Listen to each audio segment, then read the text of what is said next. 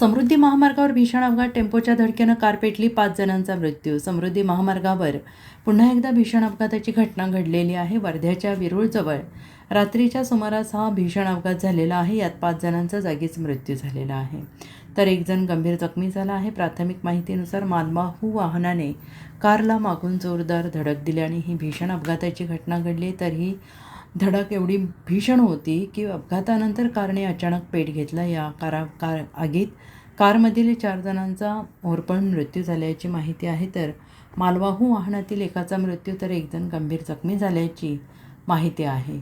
दरम्यान इथेनॉल घेऊन जाणारा टँकर पलटी झालेला असल्याने दुसऱ्या बाजूने वाहतूक सुरू असताना हा अपघात घडलेला आहे.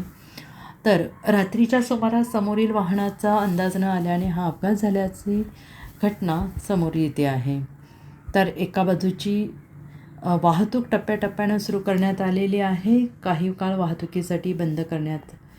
बंद करण्यात आलेली आहे. या घटनेची माहिती मिळतच महामार्ग पोलीस, पुलगाव पोलीस घटनास्थळी दाखल झाले. त्यानंतर त्यांनी जखमींना रुग्णालयात दाखल केले. सध्या पोलीस या प्रकरणाचा अधिक तपास करत आहेत. मात्र या अपघातानंतर समृद्धी महामार्ग आणि त्यावरील अपघात पुन्हा एकदा चर्चेत आलेला आहे. Bureau report, SBN Marathi, Wardha.